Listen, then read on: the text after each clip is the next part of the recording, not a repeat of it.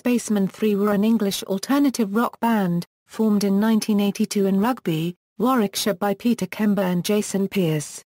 Their music was colourfully mind-altering, but not in the sense of the acid rock of the 1960s. Instead, the band developed its own minimalistic psychedelia. Spacemen 3 came to prominence on the independent music scene around 1989, gaining a cult following. However, they disbanded shortly afterwards, releasing their final studio album post-split in 1991 after an acrimonious parting of ways. They gained a reputation as a Euro drug band, a Euro unregistered trademark due to the members' Euro unregistered trademark drug-taking habits and the candid interviews and outspoken views of Kember about recreational drug use. Kember and Pierce were the only members common to all lineups of the band. Both founding members have enjoyed considerable success with their subsequent projects, Sonic Boom Spectrum and Spiritualized. History Formation and early years. The creative and songwriting force throughout Spacemen 3's history were Peter Kember and Jason Pierce. They met at the Rugby Art College on Clifton Road, Rugby, Warwickshire in autumn 1982, both aged 16, and became close friends. Pierce was in a band called Indian Scalp, but he left them near the end of 1982 in order to collaborate with Kember. The two guitarists recruited drummer Tim Morris, who played with a couple of other bands and had a rehearsal space at his parental home which they used. Shortly afterwards they were joined by an acquaintance, Pete Bain, on bass. Morris and Bain had previously played together in a band called Noise on Independent Street. Pierce handled lead vocal duties. Now a four-piece, the band originally adopted the name The Spacemen.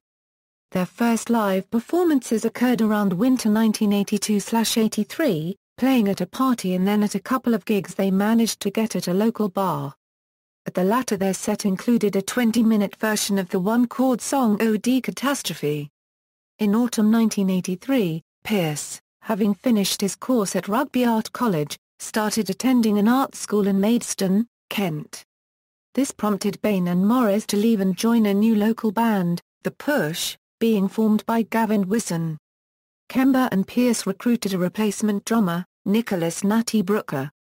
They continued without a bassist and Pierce would regularly return to Rugby for rehearsals. In early 1984, they only performed at a few local, low-key venues. Still a trio, they changed their name to Spacemen 3. Kember explained, despite having played fewer than 10 gigs, Spacemen 3 decided to produce a demo tape. In 1984 they made their first studio recordings at the home studio of Dave Sheriff in Rugby. This material, which included early iterations of the songs Walkin, a unregistered trademark with Jesus, Come Down Easy, and Thing I'll Never Be the Same, was used for a short demo tape entitled For All the Fucked Up Children of the World We Give You Spacemen 3.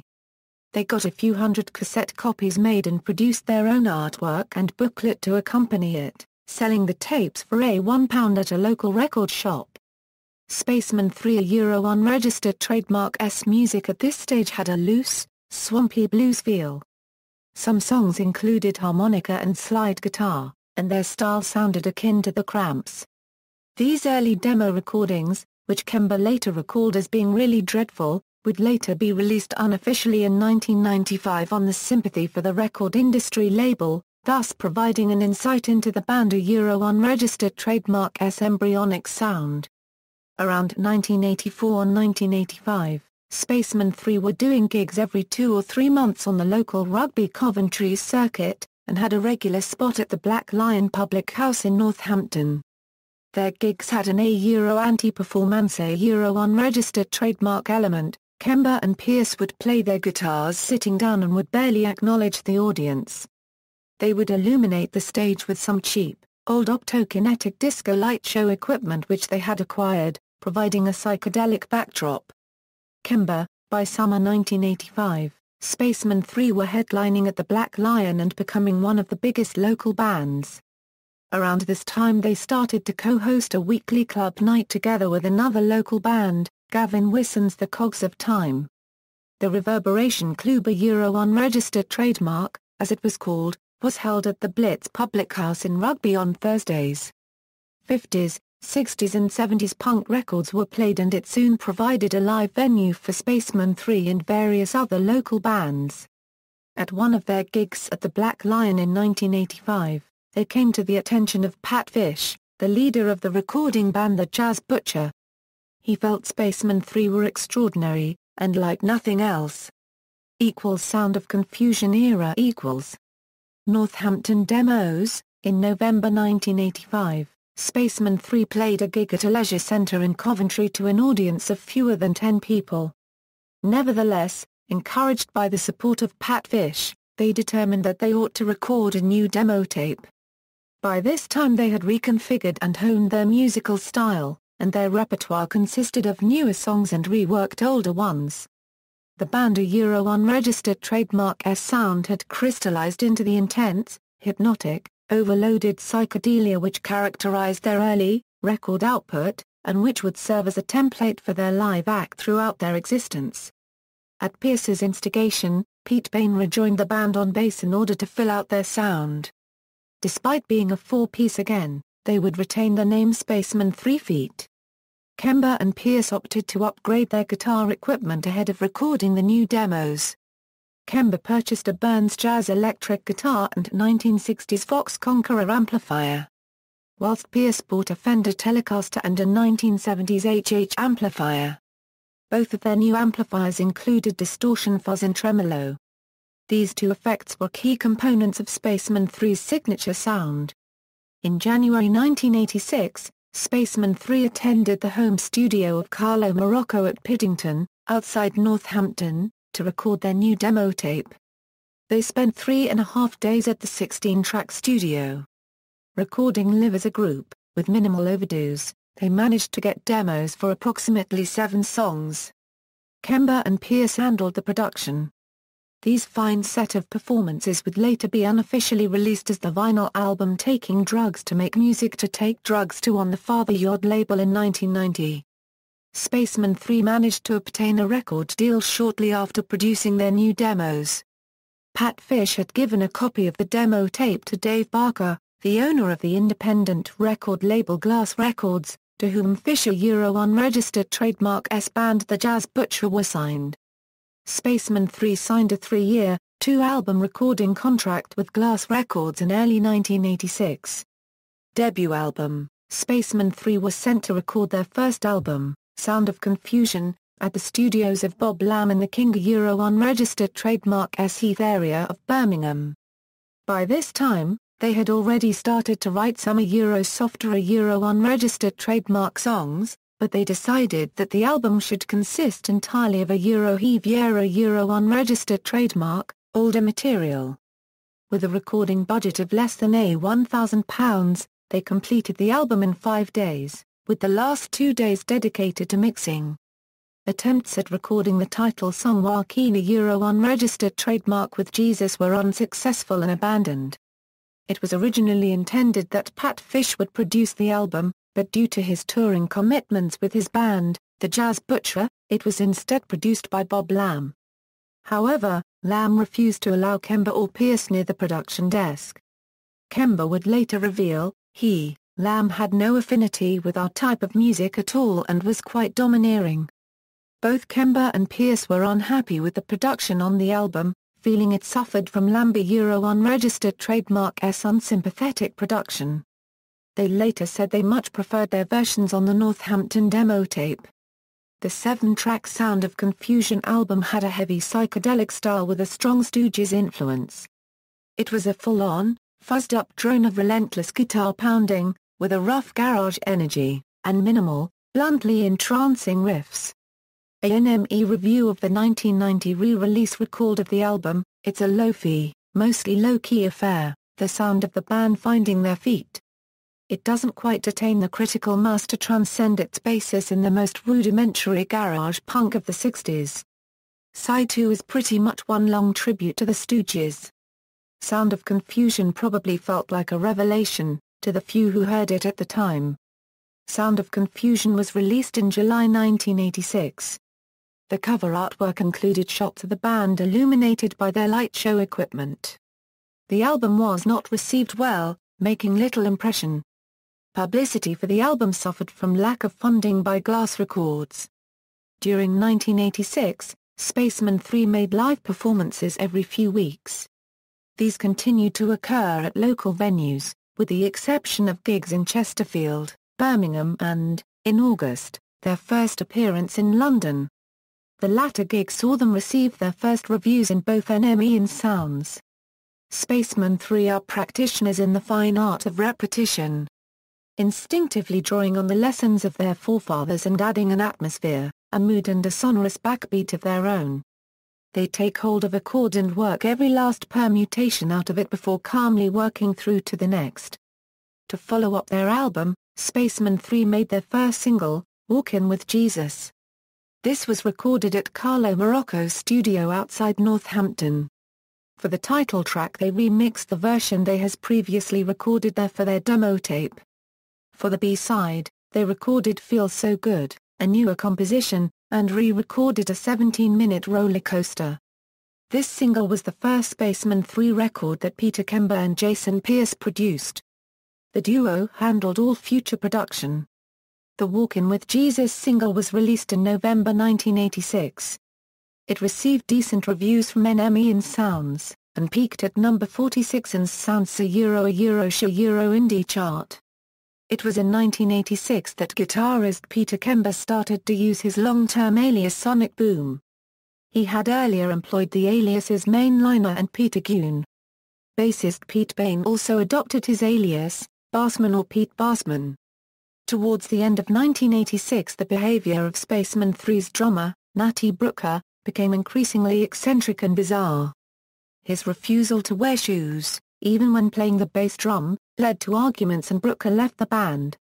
Stuart Roscoe Roswell, a housemate of Pierce's and Brooker's, was recruited as the latter's replacement. Although Roswell was originally only a temporary appointment and was not a recognized drummer at the outset, he remained in the band for over a year. The Perfect Prescription era 1987, in January 1987, Spaceman 3 commenced work on their second album, The Perfect Prescription. This was recorded at Paul Atkins unregistered trademark VHF Studios, near Rugby. VHF had been recommended to the band by in-house sound engineer Graham Walker, with whom they had worked previously when recording their first demo tape. The first set of demo recordings they made at VHF Studios relating to the new album were dubbed the Out of It Sessions, unregistered trademark. Procurable only as bootleg, this work shows the transition in Spaceman 3 unregistered trademark's musical style that was occurring around winter 1986/87. VHF Studios unregistered trademark 8-track facilities needed updating though, and a deal was agreed that Spaceman 3 would receive a large amount of studio time in return for financing new 16-track recording and mixing equipment at VHF, at a cost of around £3,000. Spaceman 3 would spend over 8 months at VHF Studios. Importantly, this allowed them generous time to experiment, and develop and refine their sound and material in a studio setting, assisted by Graham Walker. In the album liner notes of Forged Prescriptions, a re-release of The Perfect Prescription, Kember recalled, whilst working on the album, Transparent Radiation, a cover of a song by the Red Crayola, was recorded, and released as a single in July 1987. Transparent Radiation was awarded Single of the Week by Sounds. The B-side included Ecstasy Symphony, a new experimental piece using an organ drone multi-tracked and fed through various effects. The Perfect Prescription was completed in September 1987 and released the same month. Kember described it as kind of a concept album, unregistered trademark about our better and worse experiences with drugs. Produced by Kember and Pierce, they agreed to restrict the amount of guitar overdues in order that it would be easier to replicate the songs live. The Perfect Prescription received little critical attention in the UK, being better received in the United States. However, it represented Kember and Pierce unregistered trademark's collaborative zenith, and the album is practically a best of in all but name. The Perfect Prescription marked a serious artistic development, drawing deeper from gospel, ambient, and spiritual music, granting a serenity and depth to their spaced-out garage psychedelia.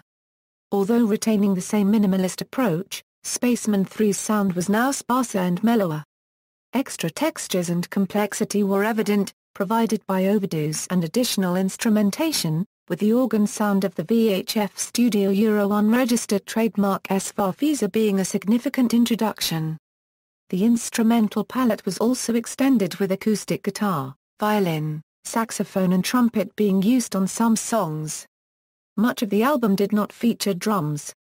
This was the first album on which Kember contributed lead vocals. Spaceman 3 performed live on about 20 occasions during 1987.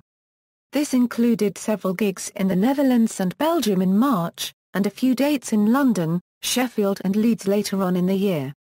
1988, in January-February 1988, Spaceman 3 undertook a 6-week tour of continental Europe, encompassing Germany, Austria, Switzerland, the Netherlands and Belgium. Comprising nearly 30 gigs, the tour saw tensions and discontent arise between band members. After they returned to England, drummer Stuart Roswell quit. Relations between Peter Kember and Jason Pierce were beginning to suffer as a result of Pierce's romantic relationship with Kate Radley, whom he had been dating since summer 1987. Kember resented the amount of time his songwriting partner was spending with her at his expense. A UK tour in spring 1988 used stand-in drummers to fulfill live dates. Roswell's departure was followed by that of Pete Bain at the end of May. A replacement bassist was immediately appointed, Will Carruthers, a friend of the band who had recently been playing in another rugby group, the Cogs of Time. In July 1988, Spaceman 3's third single, Take Me to the Other Side, was released, from the Perfect Prescription album. The single received good press and was a single of the week. Spaceman 3 were keen to be freed from their recording contract with Glass Records, who were in financial difficulty and owed them royalties. Although they had produced the requisite 2 albums, there was still a year remaining on their contract. A deal was reached whereby, in return for providing a live album, their contractual obligations would be deemed to have been met and they would be allowed to leave. Accordingly, Performance was released in July 1988. This 7-track live album was a recording of their gig at the Melkweg venue, Amsterdam, on February 6, 1988. Following their departure from Glass Records, Spaceman 3 were without a record deal. The only offer they received was from the prominent independent label Creation Records. However, Creation owner Alan McGee, a keen fan of the band, was only able to offer a 1-album deal and with no advance. This was not pursued. It was at this juncture that Kember and Pierce chose to enter into a contractual relationship with Gerald Palmer, a Northamptonshire businessman and concert promoter who had already been functioning recently as Spaceman 3's de facto manager. This tripartite business partnership had the following terms. Palmer would own the master tapes of all future recordings, the rights of which would be licensed to record labels for release. Touring and recording costs etc. would be financed by Palmer, who would give Kember and Pierce an advance of £1,000 each.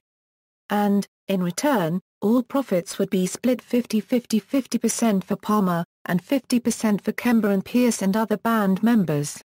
Significantly, this contract was only with Kember and Pierce, meaning Spaceman 3 as a legal and financial entity would, in essence, constitute only the 2 of them together with Palmer. In addition, Palmer became Spaceman 3's manager. Playing with Fire era 1988, Peter Kember had purchased an unusual electric guitar near the end of 1987, a Vox Starstream made in the late 1960s. This guitar incorporated several inbuilt effects, including fuzz and repeat percussion. The latter was a unique tremolo type, almost delay-like effect, and Kember would use it heavily on Spaceman 3's future output. One of his first compositions featuring this effect was the eponymous Repeater, and 2 other new songs also composed by Kember, Revolution, and Suicide were debuted on the European tour in early 1988. All 3 songs would feature on the next studio album, Playing with Fire. Around spring 1988, Kember was using his 4-track recorder to develop his ideas and several songs for the next album. Recording for Spaceman 3's third studio album, Playing with Fire, started in June 1988. Their new manager, Gerald Palmer, booked Arc Studios in Cornwall for a month. These sessions were not particularly productive, however, and they left a week early. Arc Studios only had 8-track facilities, and some of Spaceman 3's recordings were accidentally wiped by the in-house sound engineer. Rough demos were managed for Kember's Honey and Pierce's Lord Can You Hear Me? They still did not have a drummer at this point. New bassist Will Carruthers made his first live appearance with Spaceman 3 at London Demos on June 20, where they were supported by My Bloody Valentine. It was after this gig that a confrontation occurred between Kember and Pierce and his girlfriend, Kate Radley. Tired of Radley's persistent presence around the band of later at recording sessions, touring and backstage at gigs, Kember enforced an agreed no girls on the bus policy and barred Radley from boarding the tour van, leaving Pierce and Radley to find their own way home. Recording for Playing with Fire recommenced. They returned to VHF Studios, outside Rugby, where they had recorded The Perfect Prescription. By now, songwriting duo Peter Kember and Jason Pierce were formulating new song ideas entirely separate from one another. Both their personal and working relationships were beginning to disintegrate. Pierce's romance with Kate Radley was impacting on his time with the band and his contributions. Of the eventual tracks on Playing with Fire, 6 were Kember's compositions, whilst only 3 were Pierce's. The recording process for this album was different. Individual parts were recorded separately, which meant band members did not have to be present at the same time. On August 19, Spaceman 3 gave an unusual live performance. Palmer had booked them to provide an evening of contemporary sitar music in the foyer of the Waterman's Arts Centre in Brentford, London, to act as a prelude to a screening of the film Wings of Desire. Kember, Pierce and Carruthers were joined by Rugby musician Steve Evans. He played a 45-minute jam, based around a single chord strummed by Evans, featuring riffs from some of the songs from their as yet unreleased Playing with Fire material. This performance was recorded and was later released, in 1990, as Dream Weapon. After initial plans to use drummers from the Weather Prophets and the Hypnotics for the recording of Playing with Fire, a permanent drummer was recruited in late August, Johnny Mattock. Despite this, he does not appear on Playing with Fire. A drum machine was used on all of the songs and no drummer is credited on the album. Mattock had been playing in a Northampton band called the Apple Creation, unregistered trademark. He was recommended by future Spaceman 3 guitarist Mark Raffoy. Mattock made his live debut on August 24 at a gig at the Riverside in Hammersmith, London, and contributed to the new album. The new rhythm section of Carruthers and Mattock would remain constant for the rest of Spaceman 3's existence. In summer 1988, Spaceman 3 managed to obtain a 2-album deal with independent label, Fire Records. Kember and Pierce argued over the choice of song for their first single with Fire. Agreement was eventually reached on Revolution. At a gig November 15, 1988, advertised as Sonic Boom and Jason of Spaceman 3 feat, only Kember and Carruthers performed. Pierce spent the whole time at the bar with Kate Radley, whom he was now living with. The single Revolution was released in November 1988. The title track was a powerful, anthemic mind-melting crunch. Revolution was the chest-tearing noise that propelled them from complete obscurity to the cultosphere of young indie rock gods. The single peaked in the top 10 of the indie charts, representing Spaceman 3's highest chart position yet, and was voted by radio listeners for inclusion in John Peel's end-of-year Festive 50. Awarded Single of the Week by The Melody Maker, it was extremely well received by the music press, whose general attitude towards the band changed at this juncture. Revolution is one of the best records released by an independent band this year. Adjectives that come to mind are unrelenting, punishing, psychedelic. The razorblade riffs lead you into a sonic underworld of alienation, desolation and raw power. This band are one of the most interesting around. Spaceman 3 became the indie phenomenon of late 1988. They were receiving more media attention and got their first cover story, in Melody Maker a Euro's November 19, 1988 issue. Peter Kember effectively became the sole spokesperson for Spaceman 3, giving numerous interviews. These provided for controversy and journalistic focus due to Kember's candid openness about his drug-taking habits and his forthright views on recreational drug use. On one occasion, Kember invited his interviewer to accompany him as he collected his methadone prescription. Kember was regularly described in the music papers, incorrectly, as the leader of Spaceman 3, although he had not helped in this portrayal. In the Melody Maker article referred to above, Kember had stated, "This band is my design and the rest are totally into it."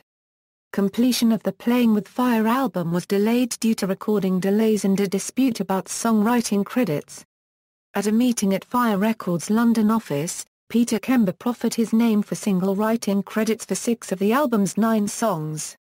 However, Jason Pierce countered, demanding joint credits for 3 of those songs due to the guitar parts he had contributed to them. An argument led to Kember attempting to hit Pierce and a scuffle ensued. An impasse resulted. Pierce threatened to pull his songs from the album if his demands were not met. Manager Gerald Palmer mediated to resolve the feud. At a very tense 4-hour meeting, of fierce arguments and recriminations between Kember and Pierce, Palmer finally managed to obtain a compromise with Kember conceding split songwriting credits for Suicide.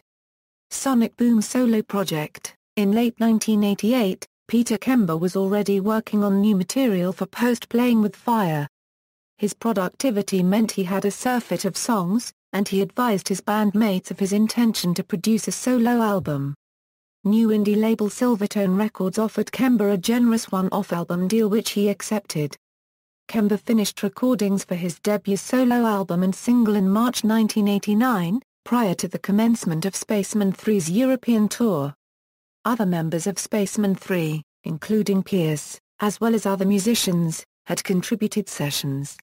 Release of Kember's solo album and single under the moniker of Kember's alias, Sonic Boom were put on hold in order to avoid a marketing clash with Playing with Fire.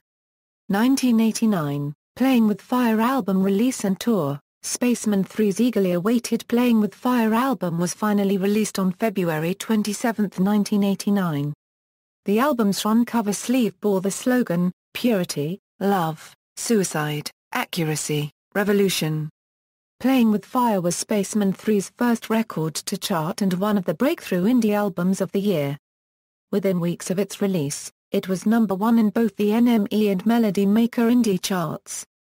It was their most critically and commercially successful album. Reviews were extremely positive and the album garnered wide critical acclaim.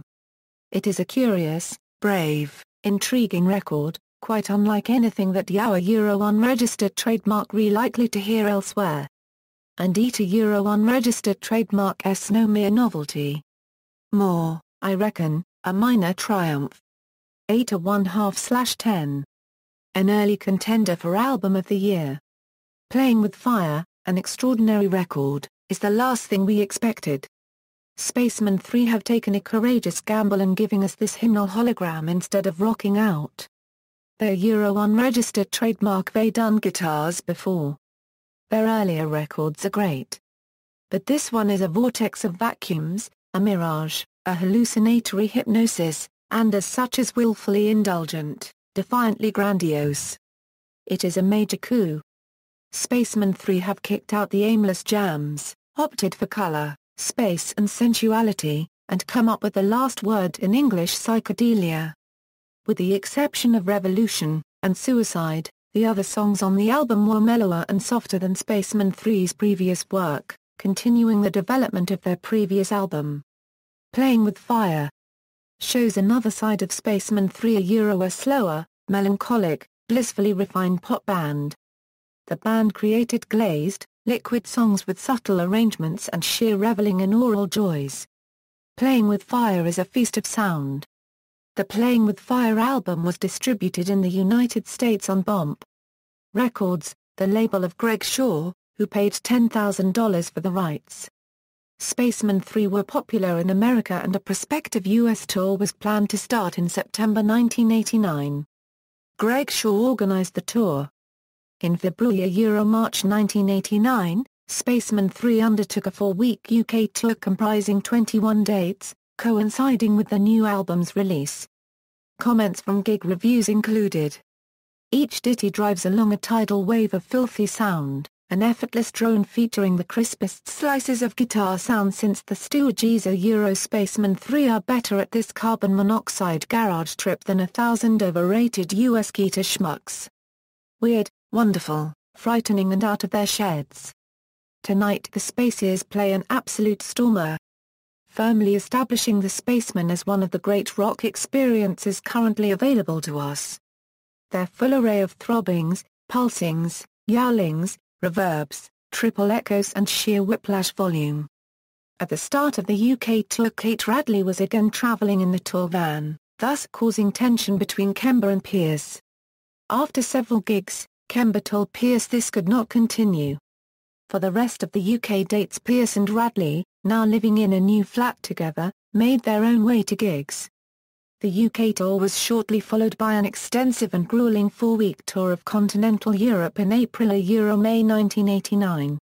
This incorporated 22 dates across the Netherlands, France, Belgium, Denmark, Sweden, Germany, Switzerland, Hungary, Austria and Italy. Setlists remained more or less consistent around this period. For the purposes of live performances, Spacemen 3 played their more powerful or heavier Euro, and therefore mostly older Euro songs, featuring little from Playing with Fire. Although the odd softer song was played occasionally. Sets typically ended with the song Suicide, which could last up to 45 minutes. Breakup, final album, and formation of Spiritualized. 1989. At the beginning of 1989, Spacemen 3 had been one of the hottest indie bands in England, and were gaining the attention of major US record labels. However, despite their success in winter 1988 to Euro 89, their prospects were very different less than a year later. The personal and working relationship between Peter Kember and Jason Pierce, still the principal members of the band, would completely disintegrate, leading Spacemen 3 to eventually disband. Spacemen 3 used the short break between the UK and European tours in spring 1989 as an opportunity to record a new single. 2 songs were recorded, at VHF Studios, Hypnotized, a new song by Pierce, who had recently acquired his own 4-track recorder, and Just to See You Smile, by Kember. The songwriters spent a day's session on each other's song, although Kember's contribution to Hypnotized was not ultimately used. Kember accused Pierce of copying his sounds. He felt the flutter multi-tap reverb on Hypnotized was the same as he had employed on Honey, and Let Me Down Gently on Playing with Fire. Whilst Spacemen 3 were on tour in Europe in April-May 1989, manager Gerald Palmer prepared the new single for release. Without consulting Kember or Pierce, Palmer mastered the tracks, had the sleeve artwork designed, and selected Hypnotized for the A-side. When Kember found out, he was furious. However, Palmer refused to postpone the pressing of the single. A resulting feud permanently damaged Kember and Palmer's working relationship. When Spacemen 3 returned to England from their European tour at the end of May 1989, there was tension between Kember and Pierce. In June, Spacemen 3 played 10 UK gigs. Initially, Pierce was making his own way to these dates, but when he instead used the tour van, there was a bad atmosphere between the two men. The single Hypnotized was released on July 3, 1989.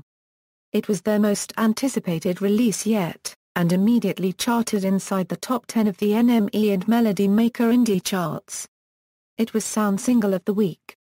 After 2 weeks, Hypnotized reached number 1 on the Melody Maker indie chart, and number 2 on the NME indie chart. It was voted number 33 in John Peel's end-of-year Festive 50. A third guitarist, Mark Raffoy, had been recruited at the beginning of summer 1989, to play on later live dates and work on the next album. Raffoy had been a friend and keen fan of the band for several years, and had contributed to Kember's solo album. He was guitarist in the indie band The Telltale Hearts, who had disbanded in 1987. Raffoye made his first live performance with Spaceman 3 at their Rugby homecoming gig on July 20. On July 23, Spaceman 3 played their biggest headlining gig at the Town & Country Club, London, a 2,000-capacity venue. On August 22, he played a warm-up gig at Subterranea, London, for the Reading Festival, their first festival gig. Spaceman 3 played at the Reading Festival on August 25, 1989. This would transpire to be their last ever live performance.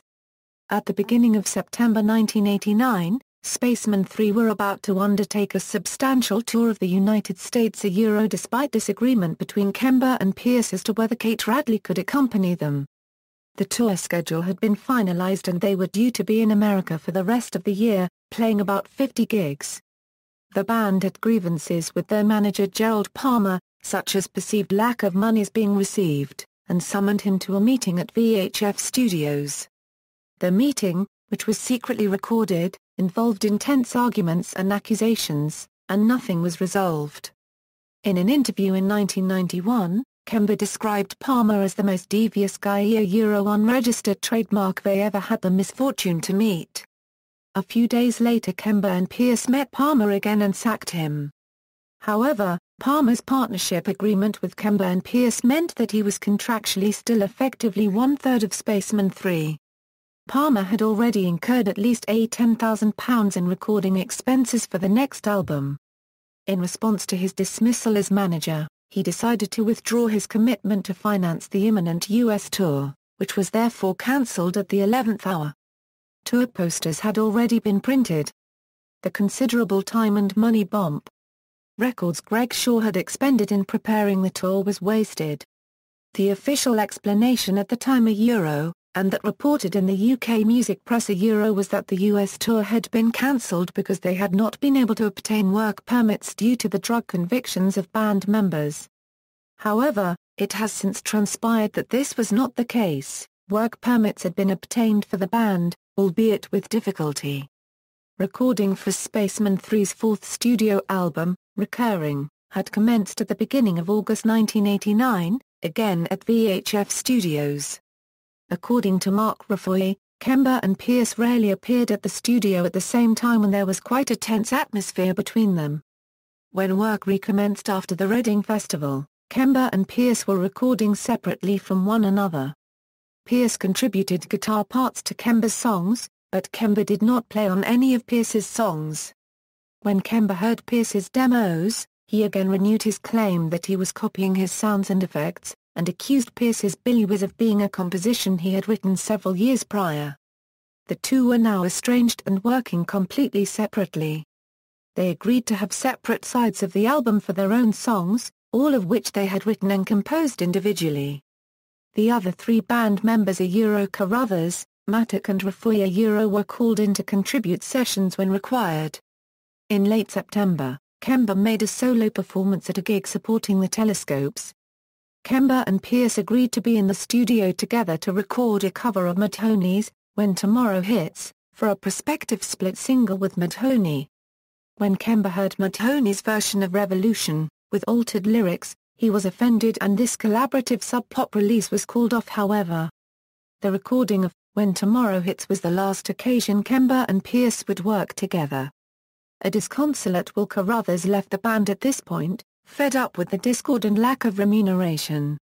Recording for the album proceeded slowly and was still ongoing in autumn 1989, by which point Kember had used 2 to 3 times the amount of studio time as Pierce. According to band members, Kember's behavior was becoming increasingly obsessive and erratic. He was regularly missing booked studio slots. In late October, Kember's debut solo single, Angel, was released. It received a lukewarm reception.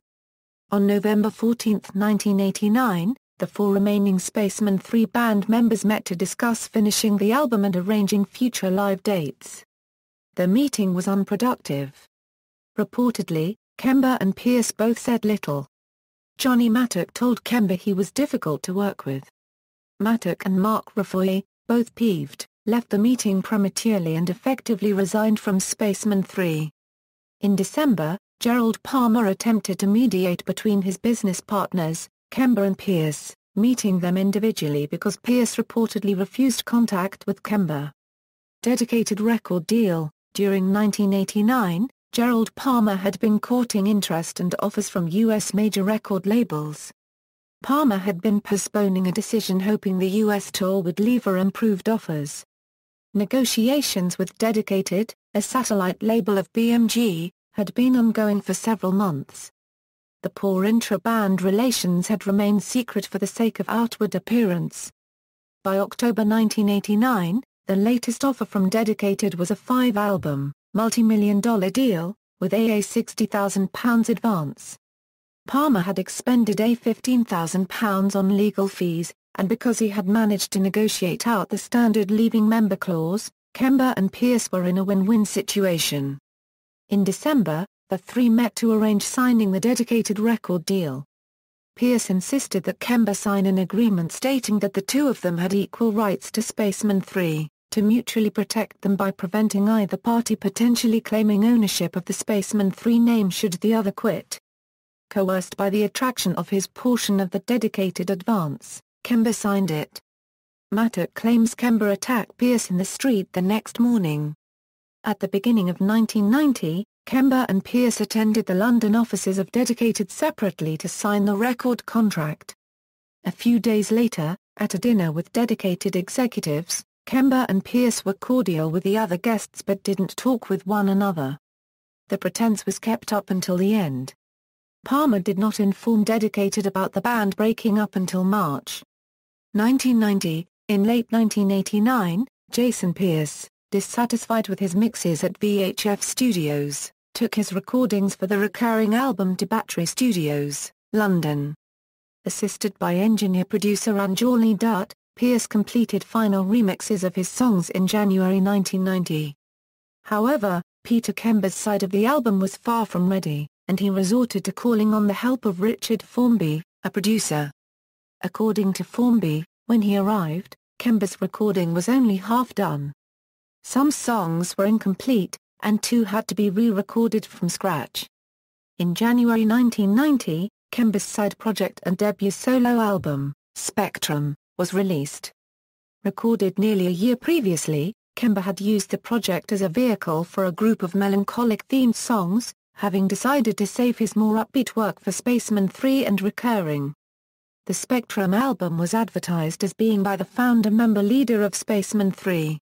Also in January, Pierce was developing ideas for forming a new band or side project of his own. He invited Spaceman 3 compatriots, Rafoy, Carruthers and Mattock, to jam and rehearse with him at a small church hall and his flat. Initially it was informal, but this was the origin of Pierce's Spaceman 3 splinter band, Spiritualized, comprising all the same members as Spaceman 3 except for Kember. In February 1990, this new grouping recorded Any Way That You Want Me. This was recorded at VHF Studios. The purpose of these sessions was kept secret from Kember, who was still working there. Speaking in 1991, Pierce explained the purpose of starting Spiritualized. Kember continued on completing his recurring material. His indecision and constant remixing was prolonging the recording of the album. Gerald Palmer was still funding the studio time, and warned Kember to finish. Eventually, intolerant of any more delays, Palmer attended VHF Studios. He seized Kember's tapes, carrying out a previous threat, and chose the final mixes for release. There were reportedly dozens of different mixes for each song. In June 1990, Spiritualized released their debut single, Any Way That You Want Me. This was a cover of a song by the Troggs which Spaceman 3 had demoed in 1988 during their Playing with Fire sessions. The single's cover sleeve, which had no text on it, controversially bore a sticker saying Spaceman 3. Furthermore, adverts for the single featured the Spaceman 3 logo. The release of the Spiritualized single was the first Kember had definite knowledge of the band's existence. The circumstances surrounding the single and its marketing prompted Kember to announce that he was leaving Spaceman 3 and that the band no longer existed. Kember, interviewed in 1991, in the latter half of 1990, Pierce's new band, Spiritualized, toured around the UK. They performed songs from the then as yet unreleased Recurring, as well as new material. Spiritualized signed a record deal with Dedicated and recorded their debut album in winter 1990/91. 1991, in January 1991, the Spaceman 3 single Big City/Drive was released. Both songs from the double A-side single were from the soon-to-released Recurring. Kember and Pierce had been due to be at the studio for the mastering of the single, however Pierce did not attend. At that point the two had hardly spoken face-to-face in over 6 months. Kember decided to fade out several minutes of Pierce's song from the single, Drive. The last Spaceman 3 album, Recurring, was finally released in February 1991. Although the band had not officially disbanded, for all intents and purposes it was a posthumous release. The two sides of the album, one by Kember, the other by Pierce, reflected the split between the band's two main personnel. The songs on Recurring had been composed in 1989. It expanded on the sounds of the previous, Playing with Fire album. Musically, it was richer and lusher, but Kember and Pierce's respective halves of Recurring were distinctly different and presaged the solo material which they were already working on by the time of the album's release. Kember's side demonstrated his pop and ambient sensibilities. Pierce's side indicated his sympathy for gospel and blues music and his interest in lush production. Pierce's sound is more lyrical and dramatic, building songs into climaxes. Sonic Boom's lengthy textured pieces move horizontally, a rhythmic, hypnotic pulse from start to finish. What we have here, then, are two very fine solo mini-LPs bolted together under the same moniker. A swelling stasis of sound that overcomes you like fumes. Jason unregistered trademark Spaceman sound is more desolate and grandiose than Sonic unregistered trademark S. Recurring is a fine album. Laid back to the point of bedsores, its hushed vocals, pulsing backbeats and warm walls of sound infuse an introverted beauty with a keen raw unregistered trademark unregistered trademark or understanding. The two sides run on a similar vibe, although Jason unregistered trademark S is a tad more conventional, riding on vocal atmospherics and a dreamtime feel, while Sonic unregistered trademark S is sparser, pulling on a more disparate source of influences as shown on Big City, the LP's killer cut as well as the current Fab single. In 1991 Kember and Pierce were pursuing their musical careers with their own bands, Spectrum and Spiritualized respectively. The release of Recurring prompted renewed press speculation about the future of Spaceman 3. No official statement explained why, or confirmed whether, Spaceman 3 had broken up. The fallout was covered in the music press. One of the main reasons the band split was because I felt Jason was aping everything I was doing. Any direction I made towards something different, he would just follow. The other thing that riled me was when the manager unregistered trademark D jointly sacked actually got back together with Jason. I stopped going round to his, Pierce unregistered trademark S, house and he never came round to mine either. He was never really bothered with the business side. unregistered trademark S finished, unregistered trademark S totally finished.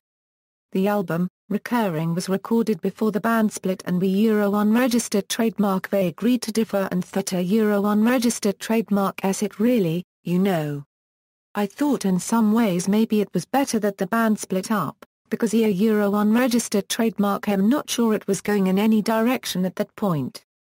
Half the reason why Spiritualized started was because Spaceman 3 was becoming a very safe live act safe for myself, anyway.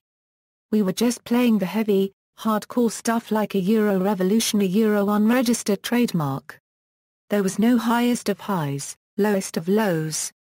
I was fighting to get some quiet stuff into the set. Pete always enjoyed doing the press, but unregistered trademark M doing the interviews now as well because Pete can't unregistered trademark T speak for the band anymore. But I'd only unregistered trademark T want to match him bitch for bitch, like trying to shout louder. Both Pete and myself don't unregistered trademark T take much musical advice. We unregistered trademark re pretty much set on the ideas in our heads. Some people can't a unregistered trademark T handle that. We used to let each other work on each other unregistered trademark S pieces, but later on we both knew what each other wanted. I just wanted to get back on the road again, and I also had songs that were not really for the recurring album. I mean, if you don't unregistered trademark T get on too well theory unregistered trademark S, no point in doing the band. It would be like cheating to treat the Spaceman 3 as a marketable commodity. Who could get passionate about the music, but, if theory unregistered trademark S a communication breakdown between the members, theory unregistered trademark S, no point in slogging through that.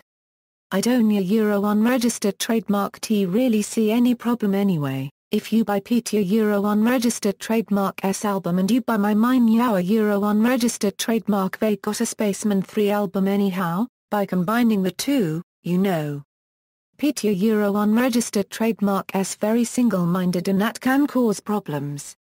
But the main problem with the Spaceman was the general lack of communication between all the interested parties. I don't unregistered trademark T think anyone will be able to explain it properly. They, Kember and Pierce, were very close friends they started the band together, but musically and socially they drifted apart. There was never a specific incident like in a lot of talented bands theory unregistered trademark S, just a lot of friction between them. Band members' activities post-Spaceman 3 Most members of Spaceman 3 have continued to produce music and record either collaboratively or in solo projects. Peter Kember has had a solo career releasing music under the monikers Spectrum and EAR, and has also done production work for Management, Panda Bear, Dean and Britta and the Flowers of Hell. Jason Pierce remains the leader and creative force, and only constant member, of the alternative band Spiritualized, who have achieved significant critical acclaim and commercial success. Both Kember and Pierce continue to perform some Spaceman 3 songs live. Will Carruthers, Johnny Mattock and Mark Refoy formed Spiritualized with Pierce in early 1990. Carruthers left the band after the first album in 1992. Followed by Mattock and Refoy in 1994. Refoy then fronted Slipstream, who released 2 albums. Refoy played guitar for the Pet Shop Boys on their live tour in 2007. Will Carruthers took a hiatus from the music industry after leaving Spiritualized, but subsequently has worked with Kember, recorded 2 solo albums as Free Love Boobies, and has most recently toured with the Brian Jonestown Massacre. Carruthers, Mattock and Refoy have also collaborated on projects together. After leaving Spaceman 3 in 1988, both Pete Bain and Stuart Roswell joined the neo-psychedelic band Darkside, who released several albums. Following the end of Darkside, Bain formed Alphastone, and has assisted Kember on some of the latter's solo projects. As of 2010 he provides vocals and guitar in the URGZ. Stuart Roswell released a solo album, The Psychedelic Urbic, in 2004. In the early 1990s, early Spaceman 3 drummer Natty Brooker played bass under the alias Mr. Ugly in garage rock band The Guaranteed Ugly, with Gavin Wisson. They released 2 albums. Brooker provided cover artwork for Spaceman 3's recurring album and early Spiritualized releases. Brooker died of cancer on Friday 18 April 2014. Reunion prospects and relations between Kember and Pierce. In 2004 Peter Kember stated, "I saw Jason, Pierce live in LA on the tour.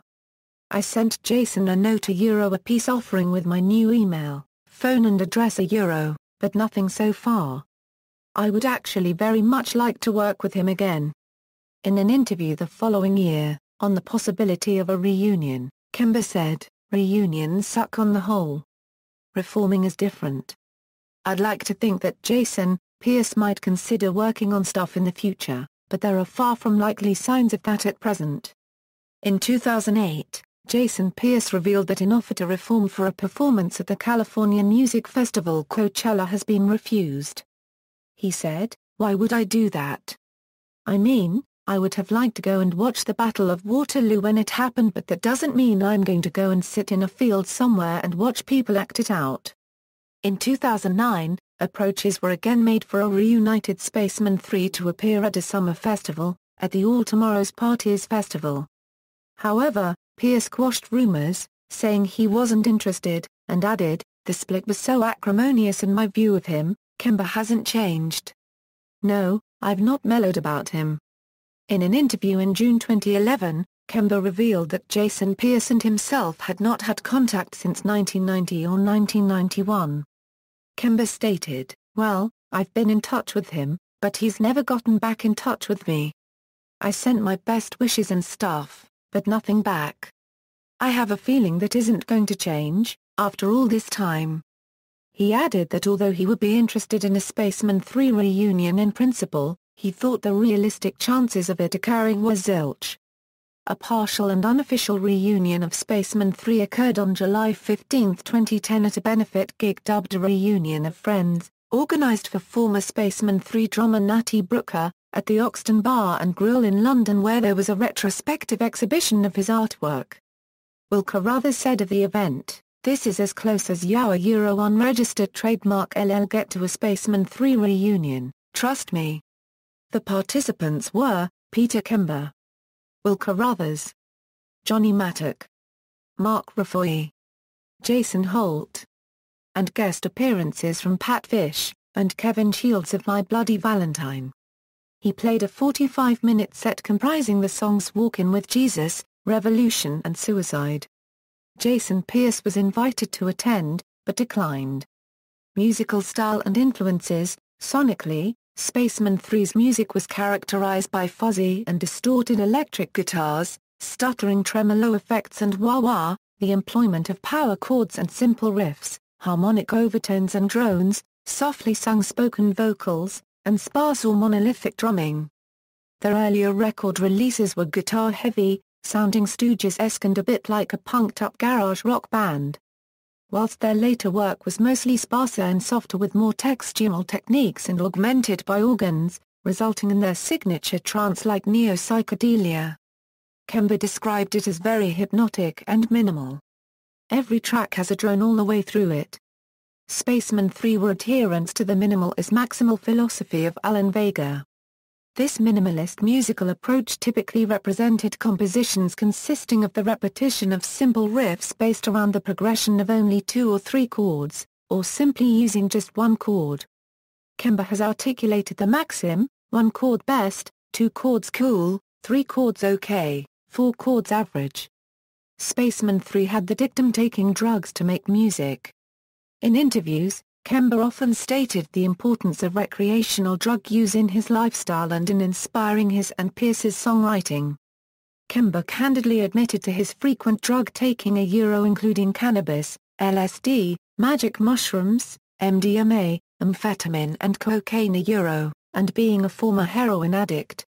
Much of Spaceman 3's music concerned documenting the drug experience and conveying the related feelings. In Me Euro's 2011 list, the 50 druggiest albums of all time, Spaceman 3's Northampton Demos release, Taking Drugs to Make Music to Take Drugs To, was ranked number 23. Kember was a keen record collector from the age of 11 or 12. Some of the first records he purchased included albums by the Velvet Underground. Pierce, when I was 14, I bought the Stooges unregistered trademark Raw Power and I listened to nothing but that for a year. Spaceman 3's early gig posters would often make explicit references to their sound being inspired by the Stooges, the Velvet Underground and the Rolling Stones. In 1988, Kember said, "Groups like Suicide or the MC5 are like my favorite stuff in the world." Pierce said, "Early on, we were listening to the Stooges, then came Suicide. Then we unregistered trademark D start listening to Sun Ra, and pick up on all these lateral threads that ran between them." Spaceman 3 were fanatical musical magpies. In addition to the proto-punk of New York's The Velvet Underground and Suicide, and Detroit unregistered trademark S The Stooges and MC5, Kember's and Pierce's musical influences included, US 1960s psychedelic rock, such as the 13th Floor Elevators, US 1960s garage rock, 1960s British invasion bands, rock 'n' roll, Buddy Holly. Surf music. The Beach Boys. Early, seminal electronic music, for example Silver Apples, Delia Derbyshire and Laurie Anderson. Krautrock. The Gun Club, The Cramps and Tav Falco unregistered trademark S. Panther Burns. Early Chicago blues, for example Bo Diddley, John Lee Hooker, Muddy Waters and Howlina unregistered trademark Wolf. Early Delta blues. Gospel and early staple singers. Otis Redding. The production techniques of Brian Wilson, Joe Meek and Phil Spector. And the avant-garde jazz and free jazz of Sun Ra and John Coltrane. Spacemen 3 recorded and performed numerous covers and reworkings of other bands' songs, particularly earlier on in their history, and this was indicative of their influences. Examples include songs by the following bands and artists: The Stooges, MC5, The 13th Floor Elevators, Roky Erickson, The Red Crawler, Glenn Campbell, The Velvet Underground, Lou Reed, Suicide, Bo Diddley, The Rolling Stones, The Troggs, The Yardbirds, and The Sonics. The song Hey Man is based on a gospel traditional. The song Come Down Easy is derivative of a blues traditional. Spacemen 3 performed an instrumental song Live with a pronounced Bo Diddley-style rhythm, dubbed Bo Diddley Jam. The Spacemen 3 song Suicide was a clear acknowledgement of one of their influences. When performed live it was usually introduced as this song is dedicated to Martin Rev and Alan Vega Suicide. Kember was also interested in drone music and everyday ambient sounds such as those created by electric razors, washing machines, lawnmowers, planes, motor engines and passing cars. Personnel and instruments. Band members Timeline. Instruments: electric guitars, acoustic guitars, Farfisa organ unidentified Model S, Vox Supercontinental organ, c. 1960s, keyboards unidentified, electric bass guitar, drums percussion, harmonica, electric zars or baglama, sitar. Other musicians and instruments Sessions contributed at studio recordings, violin Owen John. A section, cello Josephine Wiggs. Saxophone Pat Fish. A section, saxophone Alex Green. A section, trumpet Mick Manning. Flute Pat Fish. A section, guitars keyboards Richard Formby. A section, The Perfect Prescription. A section recurring Girl on Fire. Temporary musicians for live performances, stand-in drummers, Spring-Summer 1988, Dave Morgan. 5 gigs, March 1988. Either Malcolm Cato or Martin Langshaw. 6 gigs, March April 1988. Unknown. A few gigs, April May 1988. Thierry. A few gigs, May July 1988. Other, Steve Evans electric guitar. Date event, 191,988. An evening of contemporary sitar music at Waterman's Arts Centre, London. Legacy: Spacemen 3 were one of the most revolutionary UK guitar bands. They produced some of the most visceral and psychedelic music of all time, and set a sonic template that influenced a generation, inspiring countless bands. Writing in spring 1991, just after the band had split, Vox as Stephen Dalton referred to Spacemen 3 as one of the most influential underground bands of the last decade. Spacemen 3's style and sound has influenced many artists, on both sides of the Atlantic, including some bands belonging to the shoegaze scene.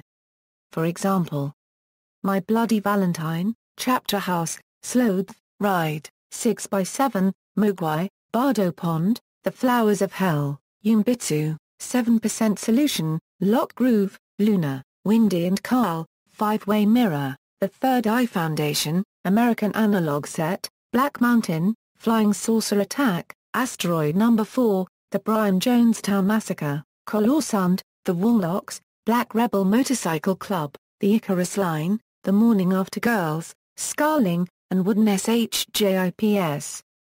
hordes of bands would rank Playing with Fire, Spaceman 3's third studio album, as the equal of psychedelia's 60s/70s forebears. It represented a blueprint for the next generation of ambient drone, space rock acts. In 1998, a tribute album to Spaceman 3 was released by the Rocket Girl label. A tribute to Spaceman 3 included covers by bands such as Mogwai, Low, Bowery Electric and Bardo Pond. The album liner notes stated, "There are so many current bands who draw their influences from Spaceman 3 that now seems an appropriate time to show tribute to this underrated band." In 2004, U.S. journalist Eric Morse's biography of the band Unregistered Trademark's Life and Work, Spaceman 3 and the Birth of Spiritualized, was published. Discography, note, dates indicate original year of release. Singles and EPs, Walkin with Jesus 1986, Transparent Radiation 1987, Take Me to the Other Side 1988, Revolution 1988, Untitled, also known as 3B3 1989, Special Limited Edition, Mail Order Offer with Playing with Fire album. Live recording, performances at Melkweb Gig, Amsterdam, 1988, excluded from performance album, Hypnotized 1989 UK number 85, Big City 1991 UK number 88, studio albums, Sound of Confusion 1986, The Perfect Prescription 1987, Playing with Fire 1989, Recurring 1991 UK number 46, Live albums, Performance 1988, recorded at Melkweb Gig, Amsterdam, 1988, Dreamweapon 1990, An Evening of Contemporary Sitar Music Performance at Waterman's Arts Centre, Brentford, London, 1988, Live In Europe 1989/Spaceman Argo.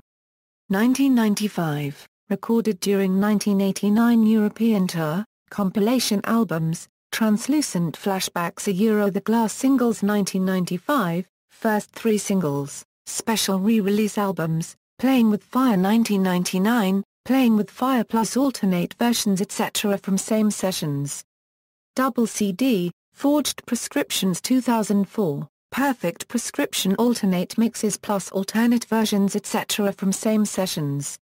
Double CD, Unofficial albums, Taking Drugs to Make Music to Take Drugs to 1990, Northampton Demos, 1986, Losing Touch with Your Mind 1991, a collection of alternate versions and rare releases, For All the Fucked Up Children of This World We Give You Spaceman 3 1995, Early Demos, 1984, Revolution or Heroin 1995, Live Bootleg University of London Union Gig, c. 1988, How the Blues Should Have Turned Out 2005, Limited Edition, numbered double CD of previously unreleased demos, alternate versions, etc. Note 3, releases since band disbanded. In the 2 decades following the breakup of Spaceman 3, a large amount of previously unreleased recordings has been released, adding significantly to the Spaceman 3 canon. This material includes live recordings, demos, earlier iterations of certain songs, alternate versions of many songs, some unfinished work, and some entirely previously unreleased songs. These releases have been both official and unofficial, and some have been issued by the Kember affiliated label Space Age Recordings. Losing Touch with Your Mind, an unofficial release of 1991, was a compilation of alternate song versions and rare releases. The 1993 re-release of Dreamweapon on the Sympathy for the Record Industry label Euro, which included the intriguing live 44-minute Eastern-inspired drone music performance at the Waterman's Arts Centre, Brentford, London, of August 1988 Euro was augmented with a previously unreleased recording of a jam. 1995 saw the unofficial release of the band's first demo tape, For All the Fucked Up Children of This World We Give You Spaceman 3. Dating to 1984, this provided an interesting insight into the band's earliest work and rougher sound. These recordings predated the other early demos previously made available on the 1990 unofficial, further yacht release entitled Taking Drugs to Make Music to Take Drugs to. The 1994 re-release of the Taking Drugs to Make Music to Take Drugs to album included several previously unreleased alternate song versions and other bonus tracks. 2 live albums were released in 1995, Live in Europe 1989, which represented the first release of the band's live work from their lengthy 1989 Continental tour, and Revolution or Heroin, a bootleg of performances from the band's 1988 gig at the University of London Students' Union. The former has been described as far better than the more ragged earlier Spaceman 3 live album, 1988's performance. In 1999, Spaceman 3's third studio album, Playing with Fire, was given a special, 10th anniversary re-release. This official double-disc release comprised all the original recordings together with previously unreleased alternate versions, demos and covers from the same studio sessions. This re-release has been described as the definitive version of the Playing with Fire album. In 2004, Spaceman 3's second studio album, The Perfect Prescription, was also given the special re-release treatment. The double-disc official release, entitled Forged Prescriptions, comprised alternate mixes of the original album tracks together with previously unreleased alternate versions, demos and covers from the same studio sessions. Kember's liner notes explain that the alternative mixes represent the more multi-layered versions which he and Pierce agreed not to use because they would be unable to satisfactorily reproduce their sound live. A bootleg called the Out of It Sessions comprises demo recordings of early iterations of songs from the Perfect Prescription album. In 2005, Kember produced and released his own limited edition, double-disc album, How the Blues Should Have Turned Out. This wholly comprised previously unreleased material, including alternate versions, rough demos, unfinished work, etc. See also, Spiritualized, Sonic Boom, Spectrum, EAR, Darkside, Slipstream. Notes. Sources: Morse, Eric. Spaceman 3 and the Birth of Spiritualized. London, Omnibus. ISBN 978-0-7119-9602-1. Record Collector Magazine, Issue 285, May 2003. A Spaceman 3 feature. Outer Limits, Issues 1 and 2, 1991. NME, Melody Maker, Sounds, Vox etc. Articles, interviews, album reviews, etc. AllMusic website, www.allmusic.com. Further reading, biographies, Morse, Eric. Spaceman 3 and the Birth of Spiritualized. Omnibus Press. ISBN 978-0-7119-9602-1. Record Collector Magazine, Issue 285. May 2003. A Spaceman 3 feature.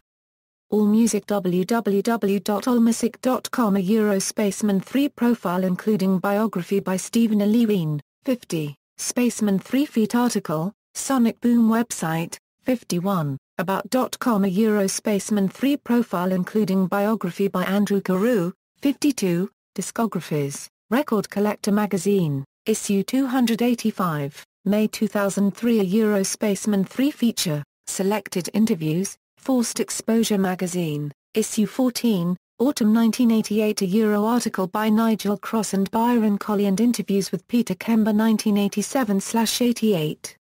Conflict, Issue 48, Summer 1988. A interview with Peter Kember. Melody Maker, 191,988 edition. A interview with Peter Kember. NME, 291,989 edition. A interview with Peter Kember. Sounds, 091991 edition. A John Robb article and interviews with Peter Kember and Jason Pierce. Vox, April 1991 edition. A Stephen Dalton article and interviews with Peter Kember and Jason Pierce. 3, AM Magazine, October 2002. A interview with Peter Kember. 54. External links, Sonic Boom. Unregistered trademark S official website, Spiritualized official website, Spaceman 3 Live Archives 1986 1989, Spaceman 3 message board section on official Spiritualized website, Reaction of Peter Kember to Eric Morse's Spaceman 3 biography at 3 AM Magazine, interview with Spaceman 3 on Transmission, Channel 4, 1989, Alan McGee interviews Spaceman 3, 1989, interview with Spaceman 3, Rapido, BBC 2, 1991.